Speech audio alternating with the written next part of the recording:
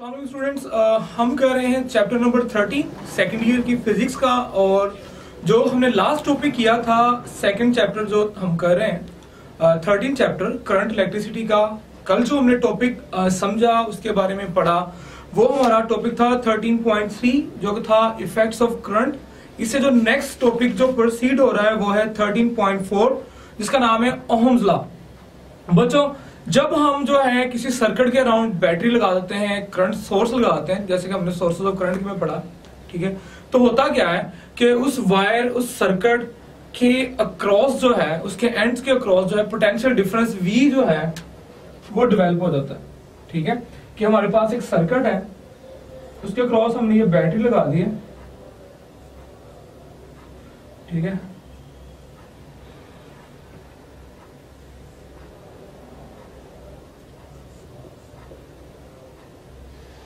ठीक है, ये मेरे पास कोई सर्किट है और ये होम अप्लायंस कह लें, ये कैपेसिटर है, ये रेजिस्टर R है, ये हम पढ़ेंगे। इसके क्रॉस जो है ये पोटेंशियल डिफरेंस, ये हमने बैटरी जो है ना, ये बैटरी हमने लगाई हुई, ठीक है। यहाँ पे ये हमारे पास एक सर्किट है, ठीक है। इस सर्किट के क्रॉस जो है हमने ये वायर सर्किट बना हुआ है, इसकी कुछ रेजिस्टेंस भी है और कैपेसिटर भी हमने इसके साथ जोड़ा हुआ है। क्या है, एक सर्किट है, इलेक्ट्रिकल सर्किट। यहाँ पे हमने एक बैटरी जो है एनर्जी सोर्स के तौर पर दी है। अब होना क्या है कि इसके क्रॉस पोटेंशियल डिफरेंस जो V जो है वो इस सर्किट के एंड के अक्रॉस जो है पोटेंशियल डिफरेंस V डेवलप हो जाना है और इसके थ्रू जो है करंट ने फ्लो करना शुरू कर देना है। किसके थ्रू? सर्किट के थ्रू करंट ने फ्लो करना शुरू कर देना है। अब कितना करंट जो है फ्लो करेगा, कितना करंट गुजरेगा इस सर्किट के थ्रू, इस वायर के थ्रू, इस कंडक्टर के थ्रू, ठीक है, वो जो था किसने एक्सप्लेन किया? वो बंदा था German physicist George Simon ohm.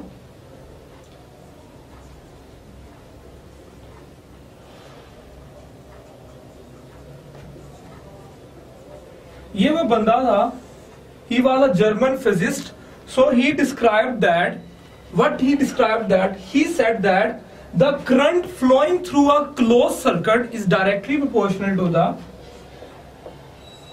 applied potential difference और applied source voltage source energy। so इसने कहा कि जो करंट गुजरेगा इस सर्किट के थ्रू वो कितना होगा, उसकी क्वांटिटी कितनी होगी। Simply he told that the current is directly proportional to the applied voltage। okay, it means that we can write this as V is directly proportional to I। okay, when we replace the proportionality constant we can get V equals I R। okay, here R is the proportionality constant,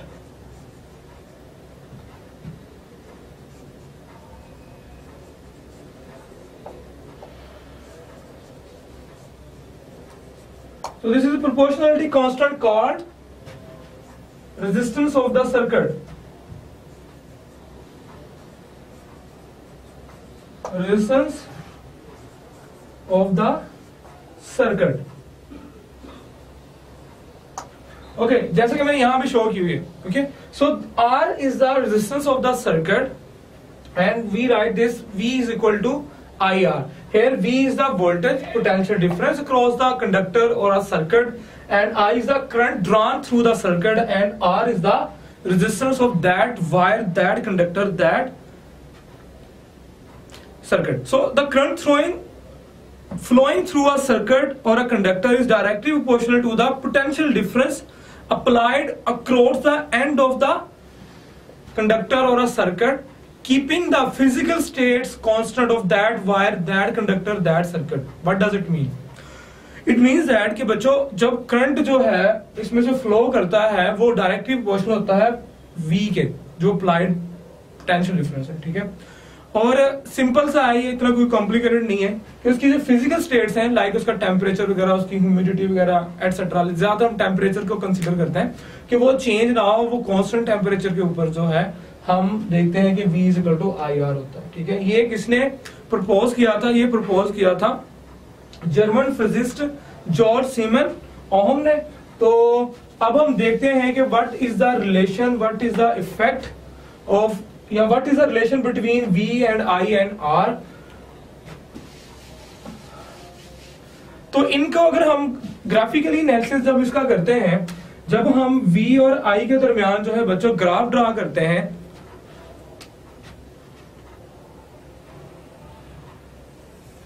ये हमारे पास जो है हमने Cartesian coordinate system के अंदर x axis y axis के long जो है हमने x एक्सिस के लॉन्ग बच्चों करंट लेना है इस डायरेक्शन में, और v एक्सिस के लॉन्ग जो है हमने पोटेंशियल डिफरेंस लेना है। ठीक है, अब होना क्या है, बल्कि मैंने उल्टा लिख दिया,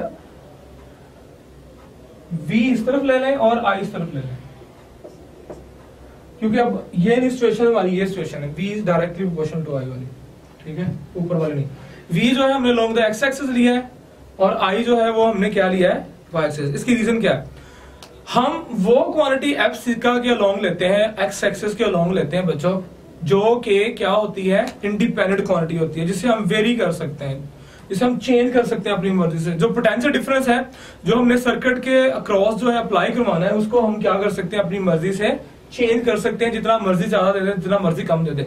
जबकि जो I है वो डिपेंड कर रहा है किसके ऊपर, V के ऊपर। ठीक है, I किस पे डिपेंड कर रहा है, V के ऊपर। जितना V ज्यादा होगा उतना ही I ज्यादा होगा ना। सो जो इंडिपेंडेंट क्वांटिटीज होती हैं वो हम along the x axis generally लेते हैं। ठीक है, इट्स नॉट नेसेसरी कंपल्सरी कि आपने उसे x एक्सिस के लॉन्ग लेना है, या लाजमी कि x एक्सिस आपको हॉरिजॉन्टली हो, वो वर्टिकल भी हो सकता है। और x एक्सिस के लॉन्ग यूजुअली हम लेते हैं इंडिपेंडेंट क्वांटिटीज, और अलोंग द y एक्सिस बच्चों हम लेते हैं dependent quantity. So here in case is v is independent while I is the dependent quantity. So when we analysis such type of the graph for some materials like some conductors, okay, the good conductors like copper or silver, we can see that we get a constant ratio. We get a constant ratio. Constant ratio में मिलती है। ठीक है, कि जितना हमारा I बढ़ेगा उतना ही V बढ़ेगा, यानी जितना V बढ़ेगा उतना ही I बढ़ेगा। ठीक है, आप V बढ़ाते जाए, पोटेंशियल डिफरेंस बढ़ाते जाए तो I भी बढ़ता जाता है। जबकि बच्चों ये जो स्ट्रेट लाइन है ये वाली, ये रिप्रेजेंट करती है रेजिस्टेंस को, resistance of that wire, that conductor, that circuit. Okay, so R जो है ये स्ट्रेट लाइन जो है शो करती है कि आपकी रेजिस्टेंस कांस्टेंट जा रही है। ठीक है, यूनिफॉर्म है। तो ऐसे मटेरियल्स, ऐसे कंडक्टर्स जो ये ग्राफ शो करते हैं, हम उन्हें नाम देते हैं ओहमिक मटेरियल्स का। मीन टू से जिनकी रेजिस्टेंस जो है with the passage of time वो माइनर सी चेंज हो या चेंज ही ना हो, स्ट्रेट लाइन में रहे। ठीक है, यानी उनकी रेशियो जो है करंट टू, अगर यहां से बच्चों हम रेजिस्टेंस निकालना चाहें तो रेजिस्टेंस हमारी इस इक्वेशन से क्या आ जाएगी, V ओवर I, यानी ये हमारे पास जो है ये रेशियो कांस्टेंट रहे। ठीक है, यानी V ओवर I रेशियो जो है वो अगर कांस्टेंट रहेगी तो ऐसे मटेरियल हमारे पास कौन से होते हैं, ओहमिक मटेरियल होते हैं। हम सिंपली कहते हैं those conductors, those material, those devices which obey Ohm law is are called ohmic materials. और नाम देते हैं हम किसका, ओहमिक मटेरियल्स का या कंडक्टर्स का, डिवाइसेस का, व्हाटएवर। जबकि वो केस हम लेते हैं, अच्छा इसकी मटेरियल की एग्जांपल आप ले लें कॉपर और सिल्वर वगैरह। ठीक है, these are good conductors, their resistance change minor, so that's why they are called ohmic materials. इनकी रेजिस्टेंस ज्यादा चेंज नहीं होती। अब हम बात करते हैं दूसरे ग्राफ की तरफ चलते हैं।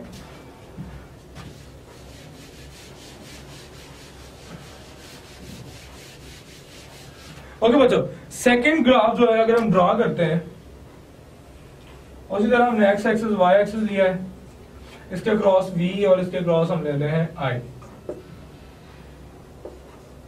ठीक है, अब हम देखते हैं कुछ ऐसे मटेरियल्स हैं जिनकी विद स्टार्टिंग में जब पोटेंशियल डिफरेंस कम था, ठीक है, और करंट कम गुजर रहा है सर्किट में से या उस कंडक्टर में से, वायर में से, ठीक है, उस मटेरियल में से, तो वो लीनियर ग्राफ शो करते हैं, लीनियर लाइन शो करते हैं, यानी उनकी जो रेशियो आती है आर की वो लीनियरली आती है डेविएट कर जाती है लीनियर से। ठीक है, ऐसे जो मटेरियल होते हैं बच्चों वो होते हैं नॉन ओहमिक मटेरियल्स, उन्हें नाम देते हैं non ohmic materials, conductors, devices, whatever. तो उनकी ये जो रेशियो होती है रेजिस्टेंस आर की, जो V ओवर I जो है बच्चों वो कांस्टेंट नहीं रहती, वो यूनिफॉर्म नहीं रहती, बल्कि आफ्टर सम टाइम जो जैसे करंट ज्यादा गुजरता है कंडक्टर में से, उस मटेरियल में से, तो वो क्या हो जाते हैं, उनकी लाइन जो है ये स्ट्रेट लाइन डेविएट कर जाती है। तो ऐसे जो होते हैं उनको हम नाम देते हैं नॉन ओमिक का। ज्यादातर प्लास्टिक्स, ठीक है, और कुछ जैसे टंगस्टन है, कुछ कंडक्टर्स में टंगस्टन भी शामिल है, ठीक है। फिलामेंट जो है टंगस्टन, जो फिलामेंट ऑफ द बल्ब होता है, फिलामेंट ऑफ बल्ब, ठीक है, ये जो है टंगस्टन फिलामेंट ऑफ बल्ब जो है, ये भी जो है नॉन ओमिक ही है, इसलिए इनको नाम देते हैं नॉन ओमिक मटेरियल्स का। और कुछ बच्चों सेमी कंडक्टर्स या सेमी कंडक्टर्स भी नाम देते हैं। उनकी रेजिस्टिविटी या उनकी रेजिस्टेंस की वैल्यू जो होती है, उनको अगर हम नाम दें तो उनका जो ग्राफ है वो कुछ इस तरह जाता है, ठीक है, कि उनकी रेजिस्टेंस होती है शुरू में भी नेगेटिव रेजिस्टेंस होती है, ठीक है, जो डाउनवर्ड जीरो से शो करी वो नेगेटिविटी की तरफ जा रही है, ठीक है। लेकिन जैसे जैसे करंट वोल्टेज बढ़ता है, यानी करंट बढ़ता जाता है, उनकी रेजिस्टेंस शुरू में तो इंक्रीज होती है और फिर क्या होना शुरू हो जाती है, डिक्रीज। तो ऐसे जो मटेरियल्स होते हैं उनकी रेजिस्टेंस डिक्रीज होना शुरू हो जाती है, ठीक है। तो वो हमारे सेमी कंडक्टर्स होते हैं, सेमी कंडक्टर्स होते हैं। तो वो मटेरियल्स भी हमारे पास क्या कहलाते हैं, नॉन ओमिक मटेरियल्स कहलाते हैं। अब हम बार बार बात कर रहे हैं रेजिस्टेंस की। चलिए रेजिस्टेंस को देखें कि ये क्या भला है। बच्चों रेजिस्टेंस जो है मैंने सर्किट के अंदर भी शो की थी, अब ड्रा करके इसका जो सर्किट के अंदर सिंबल होता है वो ये होता है, ठीक है, ये रेजिस्टेंस के लिए शो किया जाता है सर्किट के अंदर। रेजिस्टेंस जो है आप देख सकते हो कि हमारे पास ये रेशियो है वोल्टेज ओवर करंट की, ठीक है। लिटररी जो रेजिस्टेंस है बच्चों उसको हम क्या नाम देते हैं, रेजिस्टेंस का मीनिंग वैसे भी आपको पता है, मज़ामत को कहते हैं। जब हमने डिस्कस किया था करंट को, ठीक है, जब करंट गुजरता है किसी भी कंडक्टर में से, तो कंडक्टर जो होता है बच्चों एटम्स होते हैं, ठीक है, जैसे कॉपर एटम है, टंगस्टन, ये नाम ले लें, सिल्वर ले लें, कोई भी आपके पास कंडक्टर है। फॉर एग्जांपल ये वायर का कुछ पोर्शन है, ठीक है, इसमें से जब करंट ने गुजरना है, इसको थोड़ा बड़ा करके ड्रा कर देता हूं ताकि आप लोगों को,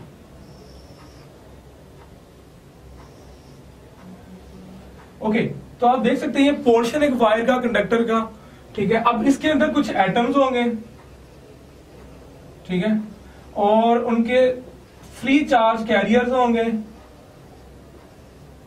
ये बड़े बड़े जो हैं, जो मैं ड्रा कर रहा हूं, ये एटम्स हैं। ये मैंने पहले भी एक्सप्लेन किया हुआ है जब हमने करंट के बारे में पढ़ा था कि करंट कैसे डेवलप होता है, कैसे पास करता है, ठीक है, और उसकी डायरेक्शन वगैरह के बारे में। तो इनके दरमियान जो है आपको पता है charge carrier, free charge carrier यानी कि इलेक्ट्रॉन्स होते हैं, ये छोटे छोटे से, ये फ्री चार्ज कैरियर्स, ठीक है। अब बच्चों जब इन्हें हम बैटरी के साथ जोड़ देते हैं, ठीक है, तो इसमें इलेक्ट्रिक फील्ड डेवलप हो जाती है, ठीक है। इलेक्ट्रिक फील्ड डेवलप होगी तो इन्होंने opposite to the electric field in charge carriers ने क्या करते हैं, मूव करना शुरू कर देते हैं, यानी नेगेटिव टर्मिनल से पॉजिटिव टर्मिनल तरफ इलेक्ट्रॉनिक करंट जो है वो मूव करना शुरू कर देता है।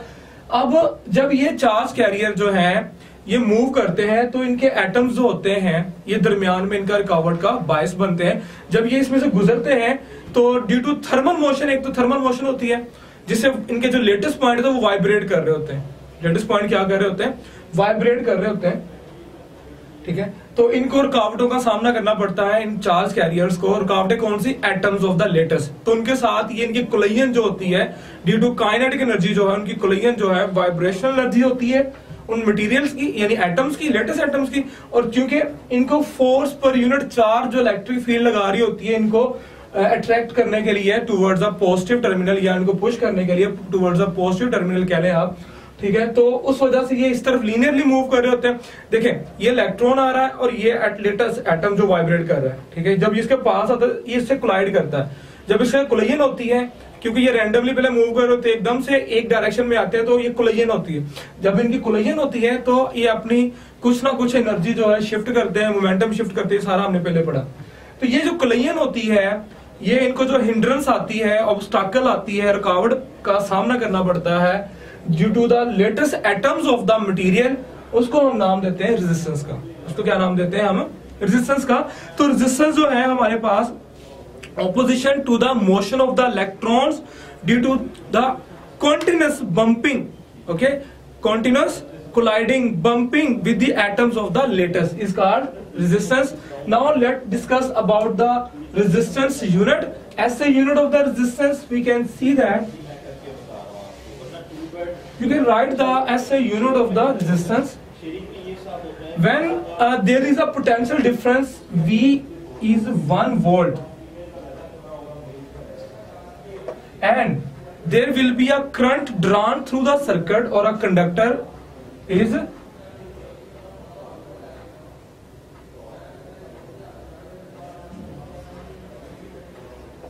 1 ampere.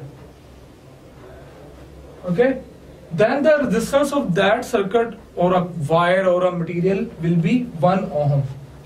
If there is a 1 volt potential difference across the end of the conductor, and there will be a current of 1 ampere flowing through the conductor, the resistance of that material, that conductor will be 1 ohm. तो उसकी जो resistance होगी वो क्या होगी, 1 ओम होगी बच्चों. यानी कि 1 ओम हमारे पास इक्वल होता है वोल्ट पर एम्पेयर के. इसको हम बच्चों रिप्रेजेंट करते हैं, सिंबल इसका जो है यूनिट का इस तरह है कुछ, ठीक है, और ये इक्वल होता है वोल्ट पर एम्पेयर के. ठीक है, so 1 ohm is the resistance of the conductor और a material which is equal to ampere, volt per ampere. तो बच्चों ये था आपके पास ओहम्स लॉ. तो ओहम्स लॉ के अंदर हम जो है रिलेशन देखते हैं, ब्रीफली ओवरव्यू देने लगा हूं जिन बच्चों को, क्योंकि पता लग रहा होता है कि कमेंट्स भी आ रहे होते हैं कि बड़ा स्पीड से बोल रहे हैं, ठीक है, और समझ नहीं आ रही होती. तो इसके बच्चों बहुत से रीजन है. पहली सबसे मेन रीजन ये कि हम चाहते हैं कि हमारा जो हमारी वीडियो जो होती है ना, वो उसकी जो कह लें कि उसकी जो लेंथ है वो कम से कम हो वीडियो की, ठीक है, या आप ये कह लें उसकी जो फाइल है ना, फाइल साइज होता है वो कम हो. क्योंकि जब हम इसे अपलोड करते हैं, हमारा जो पेज है इंस्टीट्यूट, जो सॉफ्टवेयर है आप कह लें, या एक हमारे पास लर्निंग ऐप कह लें आप, लर्निंग ऐप है हमारी institutor.com के नाम से, institutor.com. तो आप यहाँ पे भी हमारे हर बुक के, आपकी जो बुक है, ठीक है, उसके आप लेक्चर ले सकते हैं institutor.com पे. आप वहां पे साइन अप करें, उसको आप अपनी मोबाइल ऐप के तौर पे उसे डाउनलोड करें, उसको साइन अप करके आप रजिस्टर हो जाएं और फ्री में जो है इन तमाम लेक्चर्स का मजा लें, और एकेडमी जाने की जरूरत नहीं है आपको. इसके अलावा यूट्यूब के ऊपर भी, youtube.com के ऊपर बच्चों, इसके ऊपर भी आप इल्म की दुनिया लिखेंगे जब,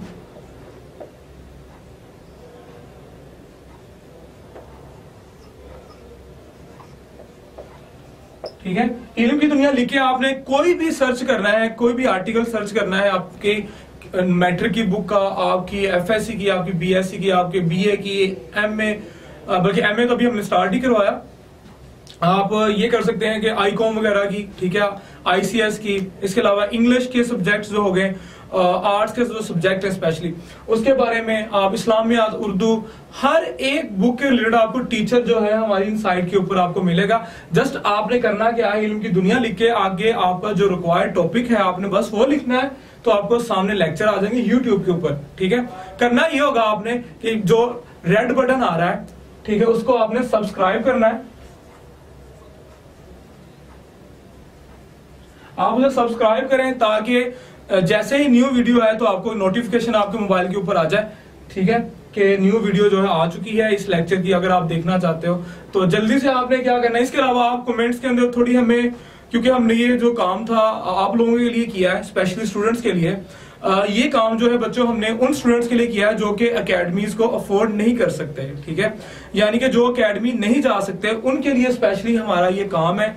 उन बच्चों के लिए फ्री एजुकेशन है कि वो घर बैठे, स्पेशली बच्चों के लिए कि हमारे जो साउथ पंजाब है जो हमारा, ठीक है, जो जनूबी पंजाब है हमारा, वहां पे बच्चों, हम तो लाहौर के अंदर, इस्लामाबाद के अंदर, फैसलाबाद के अंदर, जितने बड़े शहर हैं वहां पे तो बच्चों को एक्सेस होती है कि वो इजीली एकेडमीज वगैरह ज्वाइन कर सकते हैं, होम ट्यूटर्स को हायर कर सकते हैं. लेकिन बच्चों उन बच्चों को मैं ये बता रहा हूँ, ठीक है, कि कुछ ऐसे बच्चे भी होते हैं जो एक्सेस नहीं कर सकते, जिनकी रसाई नहीं होती उन अदारों तक, उन इंस्टीट्यूट्स तक। कुछ फाइनेंशियली बच्चे बहुत वीक होते हैं कि वो जो है अफोर्ड ही नहीं कर सकते, ठीक है, वो ट्यूटर्स को अफोर्ड नहीं कर सकते, वो अकेडमीज की फीस अफोर्ड नहीं कर सकते, क्योंकि वो गवर्नमेंट कॉलेजेस में भी पढ़ रहे होते हैं, गवर्नमेंट स्कूल्स में भी पढ़ रहे होते हैं। तो उनके लिए स्पेशल हमारा काम है, ये जो हम कर रहे हैं ये स्पेशल उन बच्चों के लिए है कि जो दूर दराज बैठे हुए हैं, जिनके पास इंटरनेट की एक्सेस है, लेकिन वो बेचारे जो है वो फी जो है अफोर्ड नहीं कर सकते, क्योंकि आपको पता है इंटरनेट थोड़ा फ्री हो चुका है एज कम्पेयर टू योर फी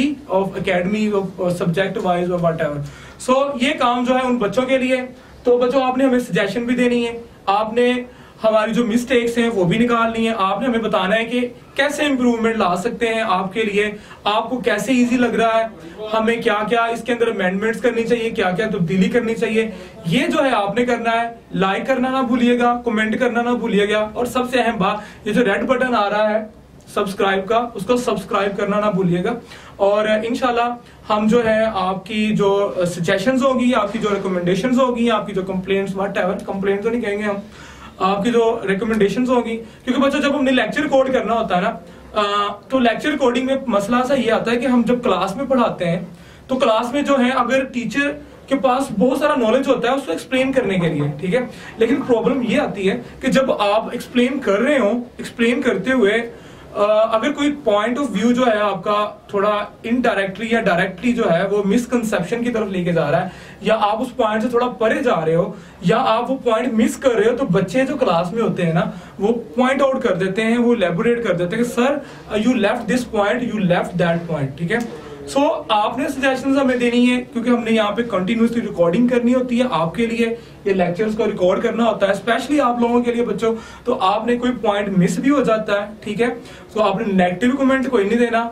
मैं आपको फिर बता रहा हूं, this is not a genuine classroom, this is a virtual classroom like a virtual university, okay.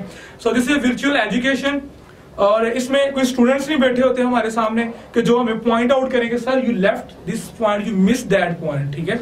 कभी कभार हो जाता है कि आप कोई पॉइंट मिस कर जाते हो, या जब कैलकुलेशंस की जाती हैं, स्पेशली जब हम न्यूमेरिकल वगैरह सोल्व कर रहे होते हैं यहाँ पे, तो न्यूमेरिकल करते हुए बच्चों कैलकुलेशंस में पॉइंट की मिस्टेक हो सकती है, डेसिमल पॉइंट की, ठीक है। आप नंबर आपने 786 लिखना है तो वो आप क्या लिख दोगे, 876 लिख दोगे, लेकिन फॉर्मूला आप देखो कि फॉर्मूला करेक्ट लगाया सर ने कि नहीं लगाया, ठीक है। कैलकुलेशन तो आप खुद भी कर सकते हो ना, ये हम इंस्टीट्यूट्स में भी करते हैं। जब हम पढ़ा रहे होते हैं तो हम 100% टू दी पॉइंट हम उस न्यूमेरिकल प्रॉब्लम को सॉल्व नहीं करते, ठीक है। हमारा काम होता है कि उसको बच्चों को समझा देना कि इसको जो स्टेटमेंट दी गई इसको समझो, इसके अंदर जो डाटा दिया गया उसको समझो, इसके जो सोल्यूशन है इसका जो उसको हम कैसे फाइंड आउट करेंगे उसको समझो, ठीक है। तो आपने क्या करना है, हमें सजेशन देनी है, हमारे इस ऐप के ऊपर भी आप जाएं, रजिस्टर हो, ठीक है, साइन अप करें, रजिस्टर हो, आप हमारे रजिस्टर्ड मेंबर बन जाएंगे, फ्री में आप किसी क्लास के भी लेक्चर ले सकते हैं, ठीक है। उसके अलावा आप YouTube के ऊपर आप हमें सब्सक्राइब करें, जो यहाँ पे रेड बटन आ रहा है सब्सक्राइब का, ठीक है।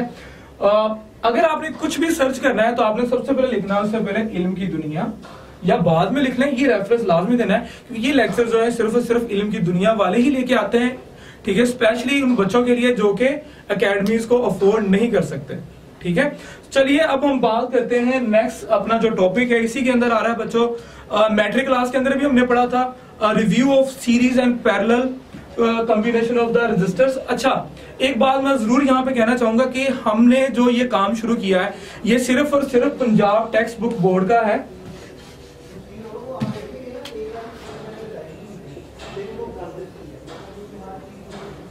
Punjab text book board. बच्चों ये जो हमारा टेक्स्ट बुक बोर्ड का काम पंजाब टेक्स्ट बुक बोर्ड का है, लेकिन आपको पता है कि ये जो साइंस की बुक्स है पाकिस्तान के अंदर हर एक प्रोविंस के अंदर यही साइंस की बुक चल रही है, चाहे वो सिंध है चाहे वो बलोचिस्तान है, तकरीबन टॉपिक्स तो वही होते हैं, इंटरनेशनली भी देखे टॉपिक्स यही है, ठीक है। लेकिन हमने जो इस बुक को फॉलो किया है, ठीक है, कंटेंट वाइज, मैं कंटेंट वाइज बात कर रहा हूं, ये कंटेंट जो मैंने लिखा हुआ है यहाँ पे टॉपिक नंबर लिखा हुआ है, actually this is the actual content at your text book of which text book, Punjab text book board की जो पीटीबी की बुक है उसका जो 13.4 टॉपिक होता है वही मेरा लेक्चर नंबर होता है, वही कंटेंट होता है, वही 100% जो स्टेटमेंट वो टाइटल जो आपकी टेक्स्ट बुक के ऊपर होता है मैं वही देता हूं, क्योंकि हमने ये काम स्पेशली शुरू किया था साउथ पंजाब के लिए, ठीक है। लेकिन अब हमें थोड़ा रियलाइज हो रहा है कि पूरे पाकिस्तान को हमने ये प्रोवाइड करना है, लेकिन with the passage of time आपकी हेल्प से, आप लोगों की जो सजेशंस होंगी, आपकी जो रिकमेंडेशंस होंगी, उनको मद्देनजर रखते हुए हम लोगों ने इंप्रूवमेंट लेके आनी है अपने लेक्चर्स के अंदर। और क्या साउंड इंप्रूवमेंट है, एनिमेशन थोड़ी करेंगे, जो भी है हमने आगे देखना है वो करना है, ठीक है। तो आप लोगों की मदद से होगा, आप लोगों की हेल्प से होगा, लेकिन प्लीज प्लीज पॉजिटिव कमेंट्स देने हैं आप लोगों ने, पॉजिटिवली आपने अपने लिए इंप्रूव करना है, सबके लिए इंप्रूव करना है इसको, ठीक है। So let's start the next sub topic of the topic Ohm's law. हमने पढ़ा रेजिस्टेंस के बारे में, ठीक है। अब हम देखते हैं कि हमारे पास एक सर्किट है, उसके अंदर बहुत सारी रेजिस्टेंस हो सकती हैं, ठीक है। वो रेजिस्टेंस बच्चों एक भी हो सकती है, दो भी हो सकती हैं, तीन भी हो सकती हैं, चार भी, और लातादार रेजिस्टेंस हो सकती हैं, ठीक है। अब उन रेजिस्टेंस को हम जो है दो तरीकों से सर्किट के अंदर एडजस्ट करते हैं, जोड़ते हैं। वो दो मेथड, वो दो तरीके, वो दो फैशन आपने मैट्रिक क्लास के अंदर भी डेफिनेटली पढ़े होंगे, और जो है वो दो तरीके आपको पता है। एक है हमारे पास सीरीज और दूसरा है हमारे पास पैरेलल, ठीक है। अब हम उसको थोड़ा डिस्कस करने जा रहे हैं। दैट इज द सब topic of the main title Ohm's law, which is named as review of series and parallel combination of resistors.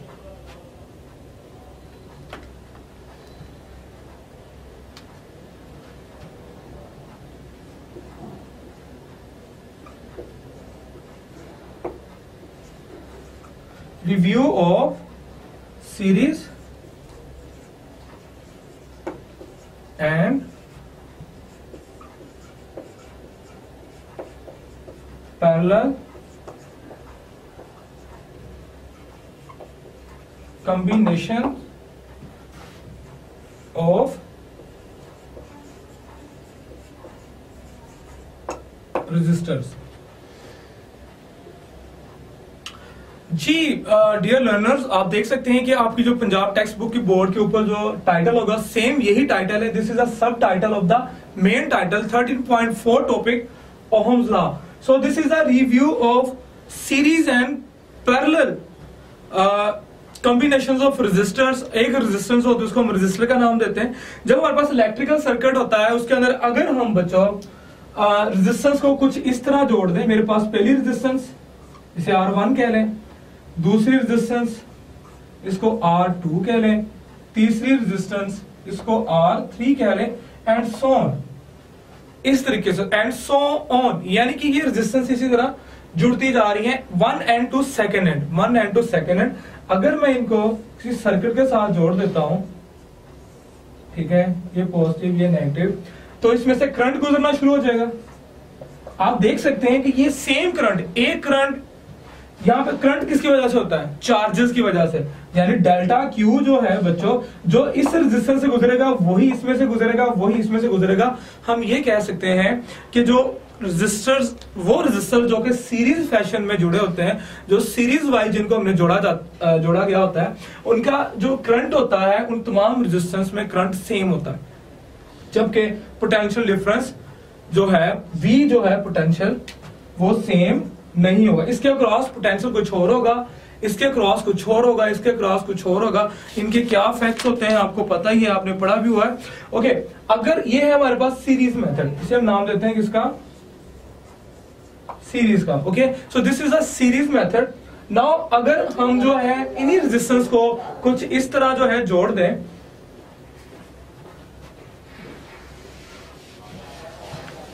Okay, इनको मैं जो ना कुछ इस तरह जोड़ने लगा हूं। पहली रजिस्टर, दूसरी रजिस्टर, तीसरी रजिस्टर, चौथी रजिस्टर, ठीक है। ये 3 या 4 रजिस्टर्स हैं, 3 कर लेते हैं क्योंकि आपकी बुक के अंदर 3 बनी हुई हैं, तो 3 को लेकर चलते हैं तीनों को। इन सब का जो मीटिंग पॉइंट है वो सेम है, ठीक है। लेकिन इनका पोटेंशियल डिफरेंस जो है उसको हम देख लेते हैं। तो अगर हम जो है इस तरह रेजिस्टेंस को लगा देते हैं कि हर एक का जो एंडिंग पॉइंट है कॉमन टर्मिनल हो जाए इनका, ठीक है, यानी एंड टर्मिनल जो है क्रॉस एंड जो है सबका सेम हो जाए, R1 R2 R3, ठीक है। आप देख सकते हैं इसका क्रॉस एंड भी सेम है जो कि इसका है, इसका भी ठीक है। तो इनके क्रॉस जो बच्चों पोटेंशियल डिफरेंस होगा वो सेम होगा, लेकिन अब जो चार्ज होगा यहां से बच्चों जो डेल्टा क्यू चार्ज आना है यहां से, उसके बाद तीन रास्ते हैं। आप देखें कुछ चार्ज जो है इस तरफ चला जाएगा, कुछ इस तरफ चला जाएगा और कुछ इस तरफ चला जाएगा। सेम चार्ज जो है तीनों रजिस्टर में से नहीं गुजर पाएगा। What does it mean? It means that कि करंट जो है वो सेम नहीं होगा, ठीक है। इनमें जो करंट गुजरना है वो सेम नहीं होना, लेकिन जो पोटेंशियल डिफरेंस V है वो इन सबके क्रॉस जो है वो सेम होगा, ठीक है। तो इस तरह की रेजिस्टेंस होते हैं नाम देते हैं पैरेलल फैशन में। अब हम इनका फॉर्मूला देख लेते हैं। पैरेलल, ये पैरेलल कॉम्बिनेशन ऑफ द जो रजिस्टर है सर्किट्स के अंदर वो है। अब इनके थोड़ा फॉर्मूले की तरफ चलते हैं बच्चों। जो सीरीज के लिए होता है फॉर्मूला, हमारे पास n नंबर ऑफ अगर रजिस्टर आ रहे हैं सीरीज के अंदर जो है वो इक्विवेलेंट रेजिस्टेंस जो है उसके लिए मैं लिखने लगा हूं। इक्विवेलेंट रेजिस्टेंस जो है हमारे पास Rn सीरीज के अंदर क्या होगी, टोटल जो है रेजिस्टर वो होगी R1 R2 R3, इसे EQ लिख लें, इक्विवेलेंट रेजिस्टेंस, R इक्विवेलेंट जो टोटल रेजिस्टेंस है, एंड प्लस ऑन Rn तक। तो बच्चों ये है सीरीज के अंदर, अगर सर्किट्स के अंदर सीरीज में रेजिस्टेंस लगी होगी तो उसके लिए इक्विवेलेंट रेजिस्टेंस मालूम करनी, तो ऐसे मालूम कर सकते हैं। हम देखेंगे न्यूमेरिकल प्रॉब्लम में भी। पैरेलल में बात करते हैं, ठीक है जी। पैरेलल में इक्विवेलेंट रेजिस्टेंस जो है उसके लिए हमारे पास R इक्विवेलेंट जो होगा वो रेसिप्रोकल हो जाएगा इनका, R1 over R1 plus 1 over R2 plus 1 over R3 and so on plus 1 over Rn, ठीक है, प्लस। तो बच्चों ये वाला जो फॉर्मूला है this is for parallel combination. तो इस तरह जो है हम जो सीरीज के अंदर या हमारी जो है रजिस्टर जो है रेजिस्टेंसेस कह लें हम, वो अगर सीरीज में लगी होगी, अगर वो पैरेलल लगी होगी तो उनके लिए हम जो है इक्विवेलेंट रेजिस्टेंस जो है इस तरह मालूम करते हैं।